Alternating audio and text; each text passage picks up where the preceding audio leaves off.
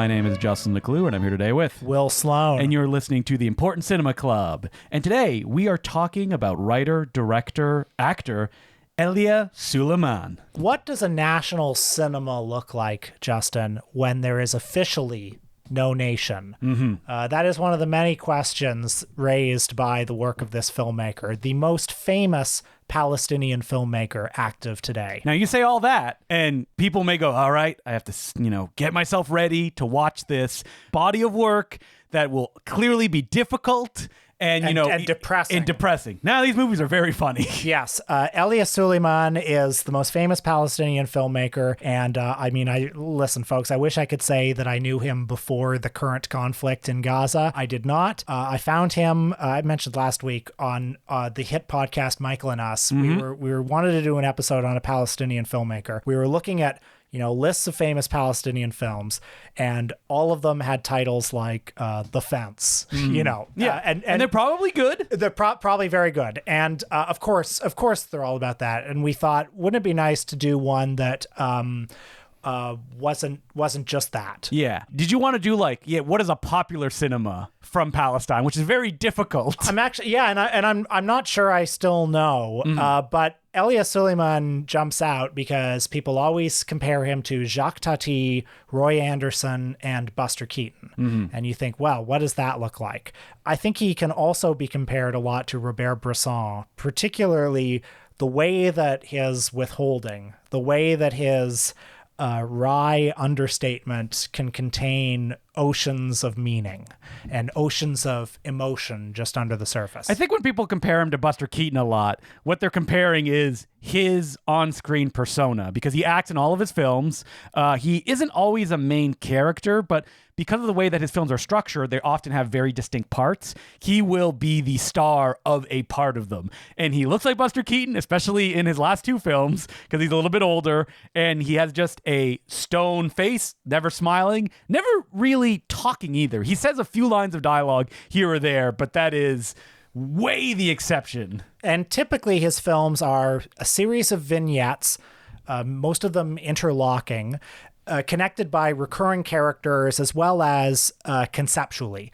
So oftentimes his films are about that feeling of statelessness, that feeling of placelessness, and are always asking, what is Palestine? What is Palestine in the current context? And what is home when there is officially no home? They're all about Palestine, at least the narrative features that we watch, because he did a lot of experimental video work early on in his career, but they were also about Palestine. That's right, and short films. And because he is the most famous Palestinian filmmaker, he's won awards.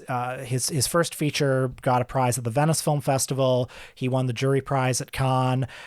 He's had more Western notice than any other Palestinian filmmaker. It is interesting looking at the reviews, as these movies were coming out. They're like, this is like Robert Benigni, right? This is what he's doing. And it's like, come on, guys. Yeah. And also there's in the West, and probably this would be different now given the current conflict, which has changed the discourse around the region, to put it mildly. You'll often see from Western critics them do a sort of thing like, oh, isn't it nice that these movies are so pleasant, that they're not angry? They are so angry, They're hugely angry. Especially his second film, which is all about anger, that ends with two characters looking at a pressure cooker and being like, hey, maybe we should take it off now. And then the characters don't, and they just stare at it. Yeah, and it's like, to what extent is irony, humor, detachment, a defense mechanism? So these movies, they are angry because so many of them are about resignation. So many of them are about the feeling of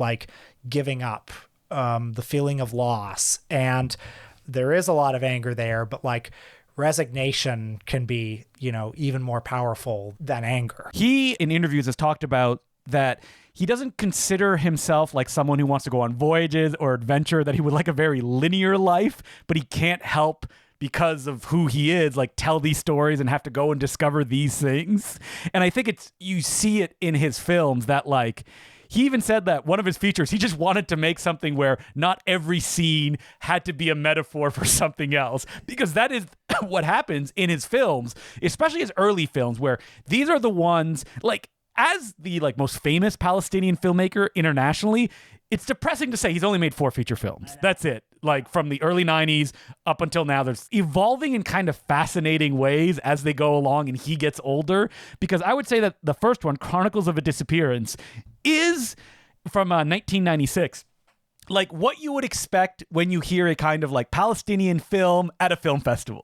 That it's that kind of like very opaque, that for the first half you'll maybe go wondering like, am I missing something about what I'm taking in? Very elliptical. Yes. It's the one that feels the most like, for want of a better phrase, an art film. Yes. You know?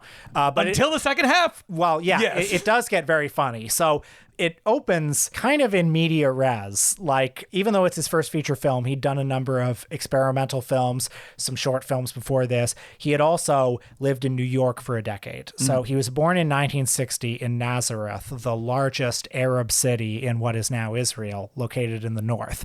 For 10 years, beginning in the early 80s, he was in New York, where he studied, he learned filmmaking, he began making those experimental films. And then during a period of peace talks, he moved back to Israel-Palestine, basically at the exact moment when those peace talks were starting to break down and Benjamin Netanyahu was becoming powerful.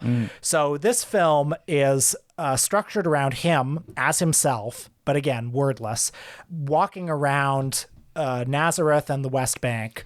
But if you just start watching the movie, you will not know that. It takes a long time to cue in like, oh, he is basically the protagonist in all of this who is witnessing these events happening. Because at the beginning, you see a lot of seemingly disconnected things, oftentimes shot from one angle, and the whole scene plays out in one go. And much of the film, is just about the experience of living in these spaces and what is it like to be a Palestinian in these spaces without being didactic about it. And he's talked about in interviews that like the way that he approaches these movies is that the scenes may seem disconnected, but what he's really obsessed about is how they rhyme with each other, that like one scene going into the next, there is some kind of rhythmic thing happening, even though you may not be aware of it. And there's also a overall rhyming scheme in the way that he repeats and revisits, kind of like a gag that you keep going back to the same gag. In Chronicles of a Disappearance, I think of the gag where it's the car pulling up and there's two guys fighting, and then they get out and they're fighting with each other, and then the people that are at the store watching it come out, calm them down, and then sit them back in the car, and then they drive off. I also like some of the scenes that focus on how Nazareth has become this tourist attraction for American and European tourists.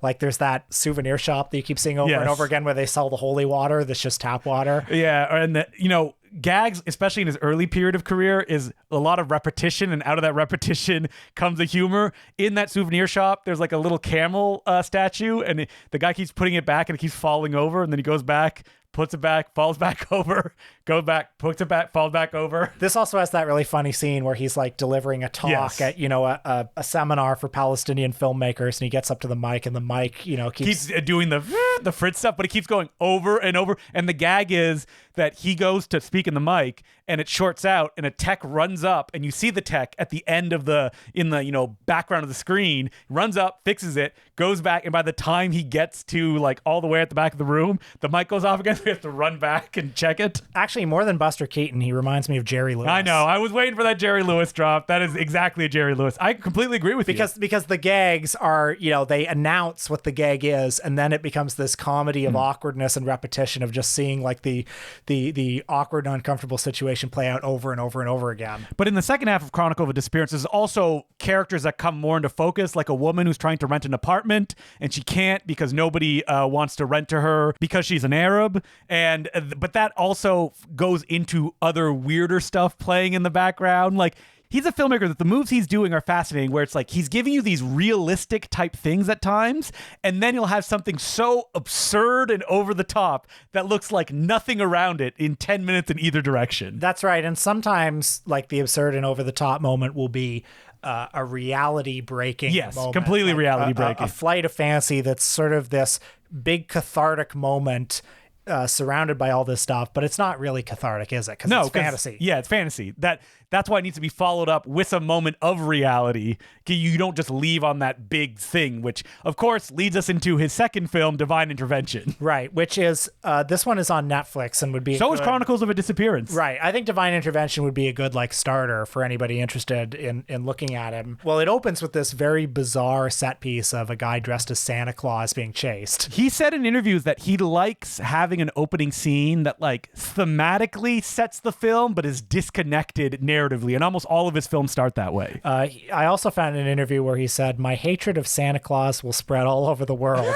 I associate Santa with a nauseating sweetness. Every year Santa Claus comes with his jingle bells, and the world is going to its doom." The people aren't just chasing Santa Claus. They've also stabbed him with a knife in this opening scene. I mean, conceptually, I can, at the risk of killing the butterfly to dissect it, I can sort of see that as Santa Claus in this context represents just the smiley face that you put over pain and misery. I would say, though, out of all of his films that I watch, Divine Intervention may be the toughest one to get into because, all the things that are presented are completely disconnected almost from anything. And there isn't even the long comedic sequences that you have, the dry ones in his first picture, because here they're pastiches of things, and it's also a very angry film. Yeah, it is probably the angriest one.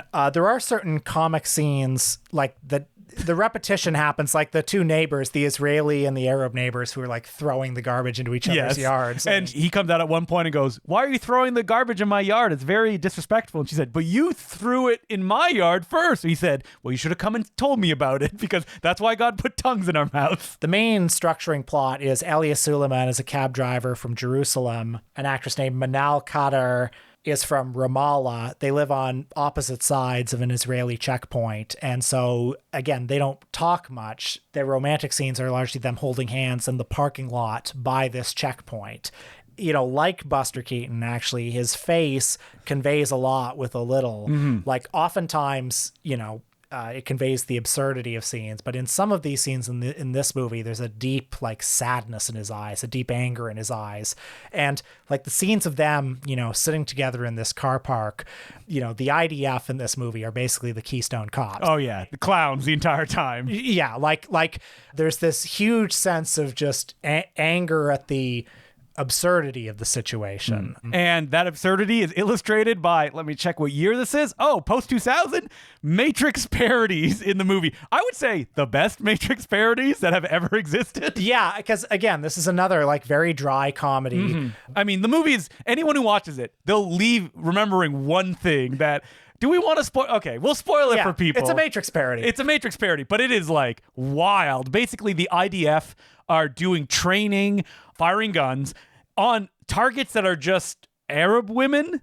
And as they're doing cartwheels and stuff like that, and then suddenly from behind one of the targets, an Arab woman dressed exactly like the targets suddenly starts doing gun fu, CGI bullets around her head that she controls. She gets a shield in the shape of Palestine, and two guys explode and their blood form the Palestinian flag on the ground. And that's all super fun. But what happens is it then cuts to him making food, and one tear rolls down his cheek. So you have that oh, look at this wild, absurd, cathartic sequence, but that's not real. Now we cut right back to reality. There are other scenes in this movie that aren't necessarily...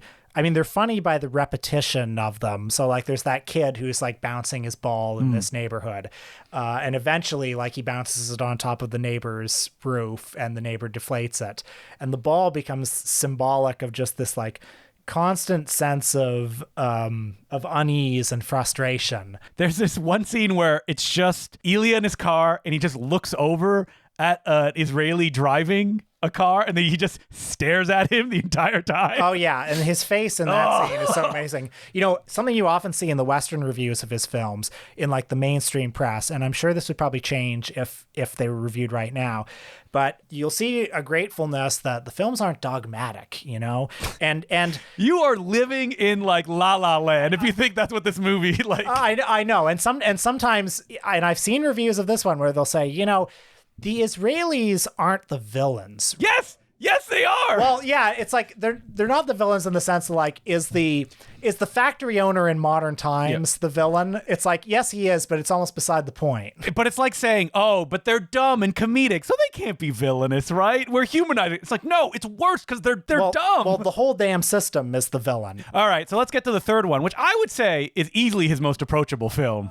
Yeah, I mean, this one, it's not as easily found. How is this not the easy to find one? The Time That Remains, which oddly enough, when I was looking at reviews of this one from the time, like Divine Intervention was such a hit on the festival circuit. This one was almost like sophomore slump or something. Really? Which is like, to me, this is like far and away the best one. It's beautiful. Oh, so good. It's the most straightforward one, where it is a biography of his family, basically following his dad for the majority of the time, starting during the Israel-Palestine war, which the movie depicts as a very simple and quick surrender. Mm-hmm. What people need to understand about this is, like, I'm going to make the comparison and people may go, oh, really? It's very Wes Anderson-like in the way that it's presented. Well, in the, like static shots, very symmetrical. Very symmetrical. Very colorful, too, in this movie. Like, lots of, like, pastel blues.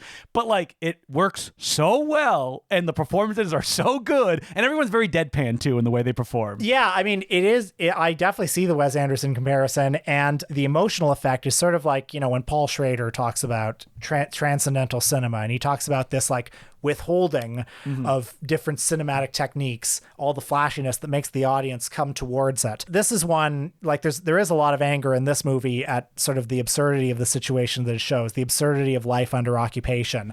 And he's showing these sometimes very violent, oftentimes very stupid scenes, just in these, like deadpan, symmetrical ways, as if to say, look at this. Yeah. Like, look at how insane this is. I don't even need to. Wry understatement conveys what's absurd about this. And like this movie, for most of it, is anchored behind Saleh Bakri, who plays the dad of the fan. He's so good in this movie. Oh, yeah. I mean, very also very dry. So much is conveyed just like he's a striking looking man. Yes. And you're introduced to him as a character, as like a proactive, like he's helping. He's a resistance fighter. Exactly. And as the movie goes on, he has the son, he has his wife, and how do you live in this situation, basically? And the way you live in the situation is to resign to it, which is not a triumphant thing. It's also not something that Suleiman judges. No. It's like because like, yeah, you have a family. What can you do? But at the same time, you see this character like, because so basically the movie takes place over a long period of time, and there's like over 60 years. 60 years. And like he'll still do things. Like there's that great scene on the bridge where they're like, no, you got to go back. Like it's going to explode any moment. Or the fishing scenes that you see over and over. Another one of that like repetition. And there's always that like that feeling of suspense and tension in these sequences where they're fishing out at night and a patrol stops and shines a light on them. Or there's that scene where it's like he's talking to the neighbor. The neighbor's always coming up to him and saying, hey, how about this? What if Israel attacks Lebanon and then that gets the U.S. and Iran and then eventually we'll get our state. Yeah. So they're always entertaining ideas. Yeah, but he's always present there. And like that scene where you're introduced, oh yeah, the neighbor got a job at the gas station, and ever since then he covers himself in kerosene every few days and threatens to light himself on fire.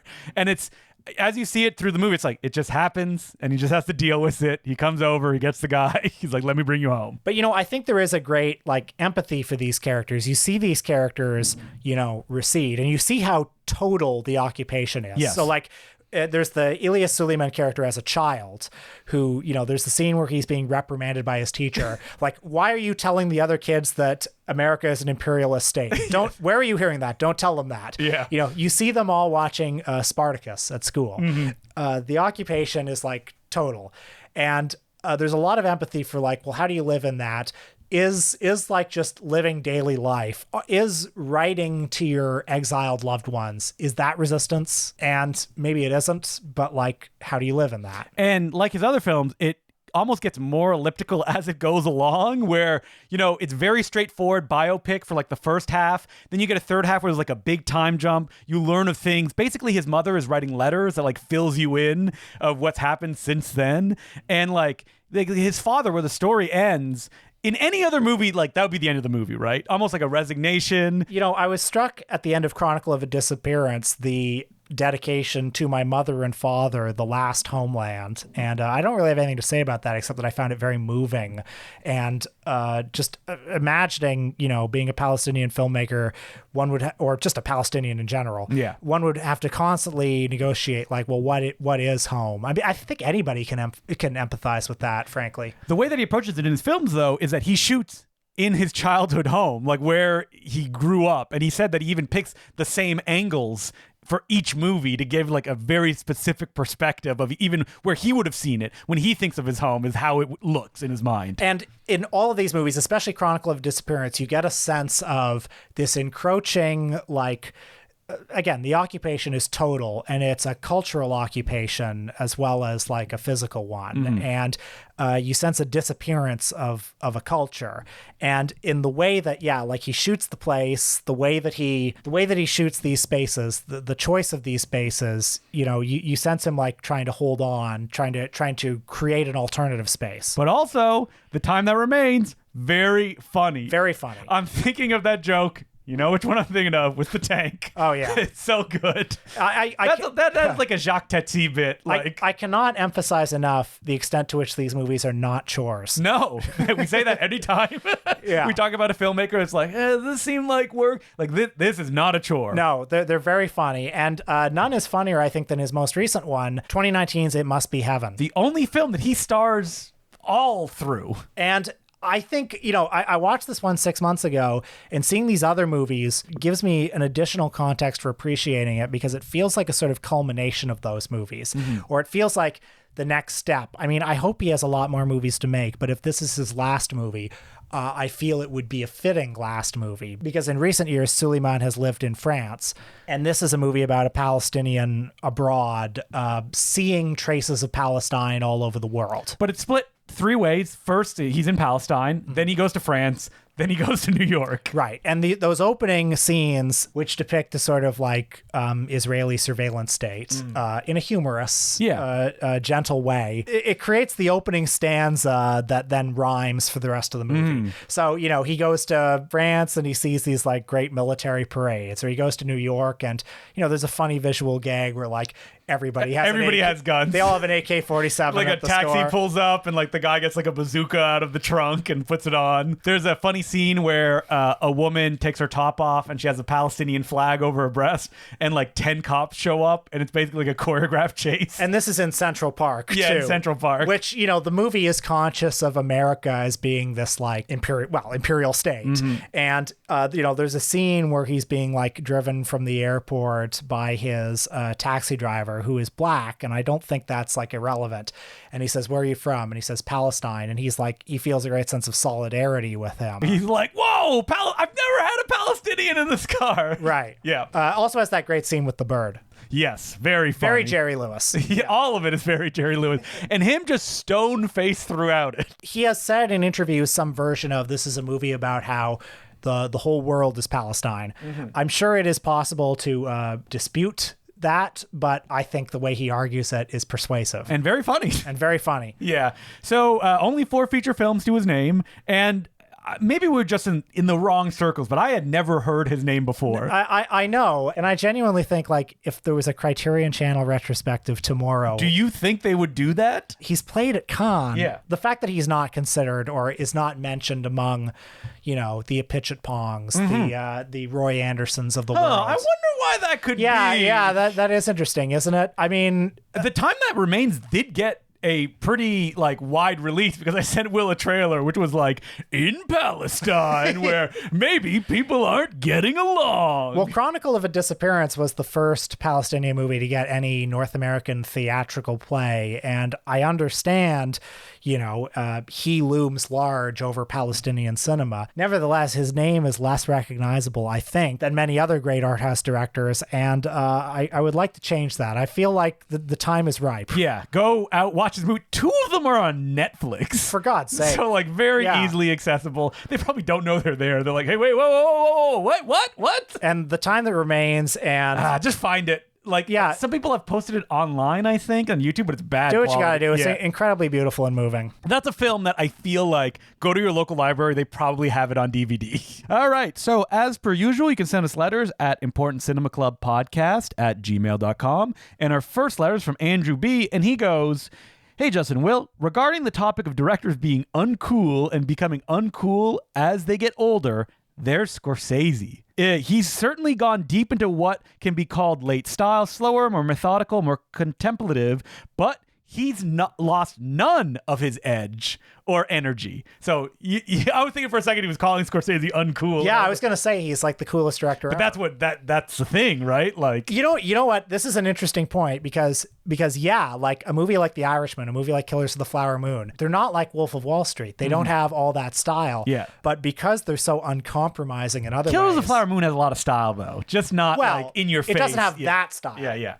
Well, how do you think this letter writer asks Scorsese avoided becoming lame? I think a lot has to do with staying engaged. I think there's a lesson to be learned in just like, all of the directors who are good as they get older, there is some combination of like staying engaged and responsive to the world around you, but also holding true to your core principles, both aesthetic and philosophical. You see that in all the ones that stay good. Then there are ones like Woody Allen who do not like stay engaged in the world around them and they suffer.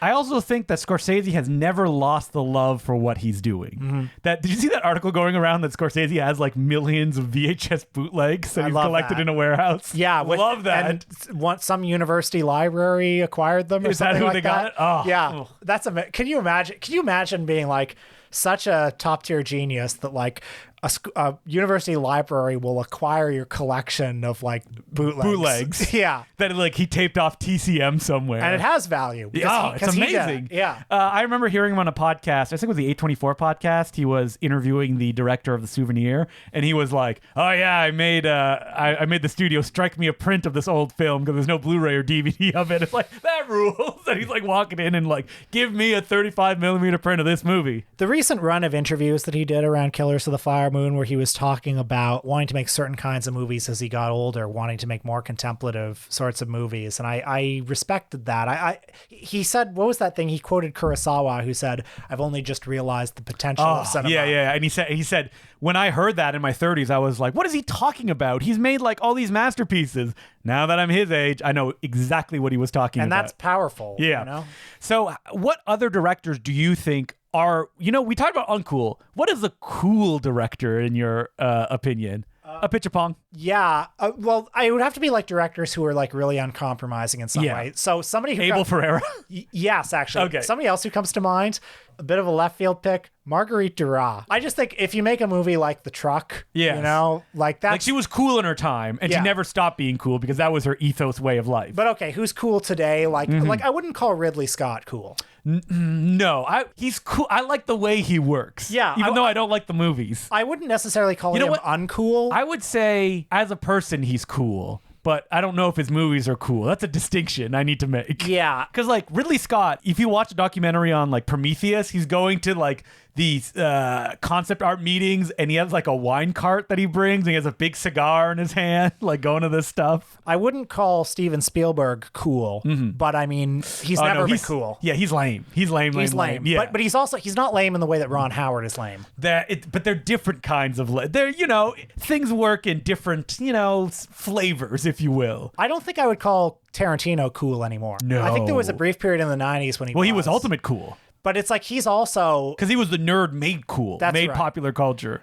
He's leaned into his nerdish side lately. Which has made him less cool. But also, he too has his own late style that he's developing. Yes. He's developing a style that is in opposition to what is cool today.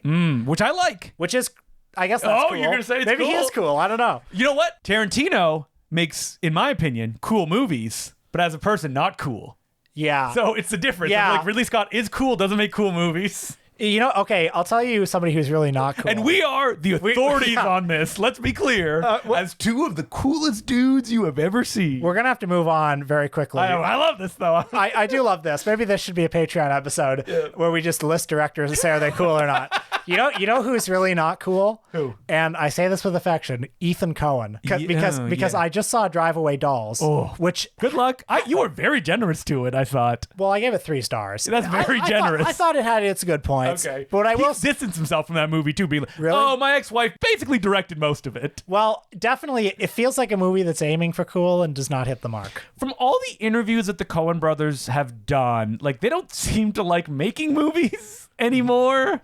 So that could make them cool, but you don't get that vibe, especially from Drive Away Dolls is like a Guy Ritchie film from 2005. Okay, wait, one last name. All right. So uncool, he's cool. Oh. Frederick Wiseman. Oh, agree. Super cool. Yeah. Undoubtedly. Like, so uncool. You make a 4-hour documentary about a French restaurant. like, but he has always been cool. Yeah. Like, that's undeniable that, like, just what he's doing and the way that and I guess at the end of the day, what it means is, like, you said it before, uncompromising. Yeah. Then when you're uncompromising like that, but then Tarantino's uncompromising. Was he ever cool as a person? No, because I think there was a half second in the 90s when he was sort of mistaken for cool, but sorry, I have a DVD box set where he's like this on it, like pointing a camera. Yeah, he always had a bit of a try-hard edge to him, like in the Chungking Express DVD. Oh, wait. What would that sound like, Will? I see you film fans out there. Okay, what is the Rolling Thunder video collection? Well... we always say, what if Tarantino listened to this episode? I think we're safe for this one.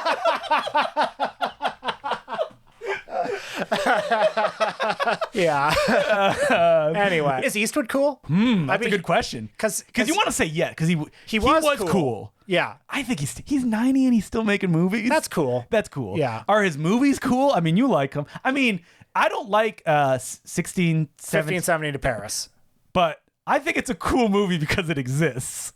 It's kind of cool to make The Mule. Yes, it is. Like basically an ego project about like, oh, ladies, I can't all have sex with you at once. Yeah. Yeah, Clint Eastwood, cool. Yeah, we decided. Anyway. Okay, folks, on Patreon this week, we are talking about our ideal home theater setup. Mm-hmm. We want to know what you have as well. This is interactive. Yes. We are going to figure out what is the ideal home theater setup. Oh, we're going to vote and be like, this is the... We're talking shelves. Yeah. We're talking wall units. Yeah, we're talking how all you this. organize your Blu-rays. By director, by company. Now, if you're writing down and you're just doing a fantasy one, don't be too wild, because that's not... If you're like, I'm going to have 100-seat cinema in my basement, that ain't happening. Yeah, like, just in a regular home. Mm-hmm. So patreon.com/ The Important Cinema Club. And I will tell you what we're doing next week, but I also have a plug to link into it. Yeah, we're getting right into there. Well, next week episode is tied to our next screening at the Fox Theater. That's right. Fox Theater in Toronto on April 16th, 2024, 7 o'clock. We are showing a Japanese giant monster movie. Y'all like Godzilla. I like Godzilla. I love Godzilla. What if I told you there's the second best monster? Mm-hmm. Gamera. Gamera, the friend to all children? Giant flying turtle himself. We are showing the best Gamera movie. Wait, but some people may say the Gamera super monster is the worst. Why would they say that? I don't, because they have bad taste. Gamera Super Monster is the best of Gamera. It's an awesome clip show movie where you see Gamera fight all his greatest foes, Baragon, Gaios, the whole gang. Yeah, so basically, you may think it's the worst if you watch all the other Gamera movies and then you watch that one, because you're like, this is all just stock footage. But what if you got a movie that gave you the whole Gamera series all in 90 minutes? All killer, no filler. Yum, yum, yum. And you get to see it on the big screen. So April 16th, foxtheater.ca, you can get your ticket. Fly in from out of town.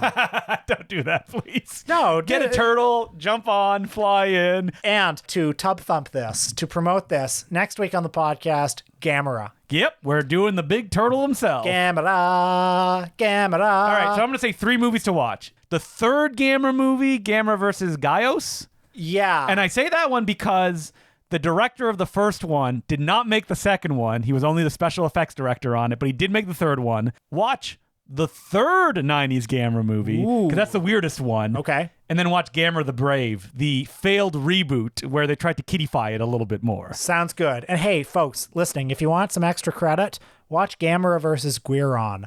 That's the one where there's a planet on the other side of the sun. Mm-hmm. Okay, and there are space ladies. That's kind of one of the goofier ones. Is that the one where Gamera does the Olympic acrobatics? You've seen the GIF. Yep, you've seen the gift. That's what we're doing next week. Gamera, the best giant monster to shoot real flame out of his mouth. None of those drawn-on energy beams like Godzilla. Until then, my name's Justin McClue. I'm Will Sloan. Thanks for listening. As per usual, I'd like to thank some of our new patrons, who include Adam Flottmeyer, Tom Meager, James Overholzer, David Greighton, Sean Alexander Odell, T. Goodwin, Michael Garland, Manu, Aaron Pickadash, James Kyman, Bram Reuter, Cormisha Music, Jack Bishop, Sebastian Kubar, Jack Misterick, James Van, Brian Bucknell, Fletcher Dowell, Ethan, and Matt H. Thank you very much for becoming patrons. We could not keep doing this without you. Will, something is going to happen. We're going to be there that not in a million years I thought I would experience. Oh, man. I'm vibrating thinking about this. Okay, a little bit of setup. We've said in many an episode that Severin has been working on a Bruceploitation box set since we started the podcast, it feels like. That's what it sounded like, because they had a restoration of The Dragon Lives Again. Oh, and if you're listening for the first time... Oh my God, you're going to explain Bruceploitation? Bruceploitation. After Bruce Lee died in 1973, there was a decade of movies starring people like Bruce Lee, Bruce Ladd, Dragon Lee, rip-off movies. Rip-off movies, yes. No respect. Yeah, this... Bargain bin shit. This was considered garbage. I think... We love them. Some of them are better than the real Bruce Lee. Yes. And not the movie, The Real Bruce Lee, which is completely different. That movie's not great. No. So Severin, they've been working on this forever. They're finally doing it. They got a lost movie they found. Big Boss 2. Yep, that will be on the Blu-ray. They put it up for sale. Me and Will, we bought the biggest set they instantly. It's like, let's get a mortgage. We need to. Yeah, we need I to was own like this. a cartoon. Like there was just like a smoke silhouette of me where I was standing when Truly, I've never bought anything faster. Yes. And Volume 1. 14 movies. Hey, if anyone from Severin is listening, Volume 2, commentary track. Mm-hmm. Can I show you our SoundCloud stats? Severin, okay? we have messaged you multiple times about this. Please. I have been in contact with someone. And I'll do anything. and given them email, and they said, "Oh yeah, we'll be in contact." Volume 2, please let us do commentary. I'll do it for no, I won't do it for free. Won't do it for free. Yeah, 5 years ago, we would have instantly done it for free. I'll do it for a token fee. Yes, that's right.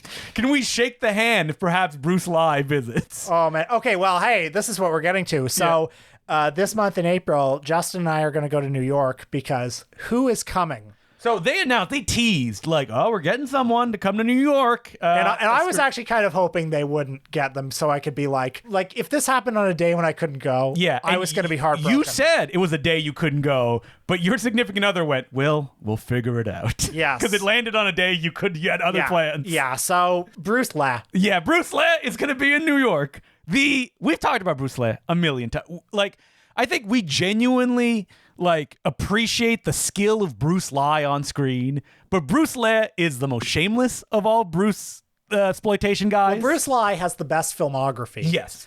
And unmistakably. Yeah, and Bruce Lee, he didn't like being Bruce Lee. No. He wanted to be a star in his own right. And he eventually made movies that were not just Bruce Lee ripoffs. Like Soul Brothers of Kung Fu. Argument. Bruce Lee would go on to have a very good directorial career where he didn't continue, but when he was acting in the movies, did he make a meal out of being Bruce Lee? Oh man, the Bruce Lee movies, Enter the Game of Death, Bruce's Deadly Fingers, like these are movies where he just hams it up. Mm-hmm. It's like all of the Bruce Lee mannerisms, he does so hard, and I just love him on screen. He's so delightful. He's coming in it's happening at Alamo Draft House, 2 Alamo Draft Houses, like people following Fish. We're going to both nights. Yeah. To get the full Bruce groupies, yeah. They're showing Challenge of the Tiger, which we've always said is one of the great Bruceploitation movies. We don't have Alamos in Canada. These rooms are too small. I think there's like 20 seats. Well, it's sold out. It's sold out the day of. Again, if anybody from Severin is listening, please, they're not. can we have dinner with them? Like I want to. What would you say though? That's a good question. I don't know what I would say. Because it's like I would say, is it true you were jailed for fraud? 'Cause I read that online. I mean, Michael Wirtz is there, he directed the documentary they're playing. I would have questions for for Michael Wirth, I am bringing my copy of U.S. Seals 2, which Isaac Florentine directed and Michael Wirth co-starred in to get signed by Michael Wirth. So being in the room with Bruce Lee, it's like being in the room with your imaginary friend. Well, because when we were like teenagers, and we would see the Bruce Lee movies in the Walmart bargain bin or whatever, it was like they didn't seem real. Yeah. And the idea that this guy existed, it's like Bruce Lee, it was so ridiculous. And now the idea that he's a flesh and blood person, and you will be in the room with him. Like, I would be less excited if the actual Bruce Lee came back from the grave. Than Bruce Lee being like, "Hello, Will." Yeah. And watching Challenge of the Tiger, knowing that he will come and answer questions afterwards. Oh my God, I'm getting emotional. So we have that to look forward to, and maybe want to ask you too, like, is there anyone else that living that if you saw, you'd be like, I can't believe this? Oh God. I mean, Bruce Lee is definitely up there. Yeah. Up there. But you know that whatever Q&A he would have, he'd be like, yeah, miserable experience. Because like he kind of wants to put that behind him a little bit. Yeah. I mean, there are certain ones, like the novelty of seeing somebody. There aren't that many. I do remember when I was in the room with Werner Herzog once, kind of being like, because he's such a caricature. Well, it's like, there are certain people who are like so legendary. It's like when I saw Werner Herzog, like literally in front of me, I thought, how is it possible that you were in the jungle with Klaus Kinski pulling a boat over a mountain, and now you're here with me? It's like meeting Captain Ahab. But actually, somebody, Bob Dylan or Paul McCartney. I'm not even the biggest Paul McCartney fan. It's just like, if I saw Paul McCartney. What if Paul McCartney came up and he started telling that? Oh, I love your podcast. That scene from the Bill Clinton. That movie, The Love We Make. Yes. If folks, I think it's Bill Clinton, right? Keep saying the same joke over and over again. Guys, if you haven't seen this documentary by Albert Maysles called The Love We Make, you have to see it. It's, as Peter Kaplowski said, it's like real life extras. It's all about Paul McCartney as he's putting together the concert for New York after 9/11, and it's just, you get to see what it's like to be him. Paul McCartney. Yeah, like there's a scene where he just goes out on the street and it's like a zombie movie. People are weeping at the sight of him. Like there's just crowds coming up to him, and nobody, like Harrison Ford is like nervous in his presence, and it's like, okay, like nobody outranks this man. Like he's written 5 songs that transcend time, and because of that, he's written lots of good songs. But what I'm thinking of is Bill Clinton. Doesn't he show up and he says the same joke? Yeah, he does, and I forget what it is, but he says it to like 5 different times, and I think it's Peter Kaplowski. When we did a screening of something, he edited them all together, so they play back to back to back. Can I say one more thing about that movie?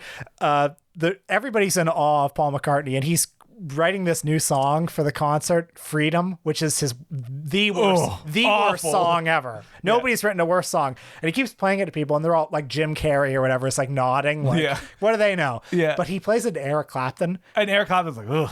Yeah, you can tell Clapton doesn't like it, and it's like, and you see Paul McCartney. Clapton doesn't like a lot of things. Yeah. Well, you think he'd like that song, but I don't know. Nope, he doesn't. And you see Paul going into damage mode, and it's like, okay, it's interesting. It's interesting. Yeah, there are certain people who are able to like, because I know if Paul McCartney came up to me and he played a shit song, what would I say? Well, it's that's like, exactly like Quentin Tarantino talking to Martin Scorsese, right? Right. Which is they're film nerds on the same level, so they can kind of bounce off of each other. If anything, like Tarantino is like minuscule beside the knowledge of Martin Scorsese. Yeah. That's the best interview Tarantino's ever done. That one with Scorsese. Yeah. That one and the one he did with Bertrand Tavernier, which I translated into English. You can find online. Just search Bertrand Tavernier, Quentin Tarantino. So your heroes that you is Werner Herzog, Bruce Lee, and Paul McCartney.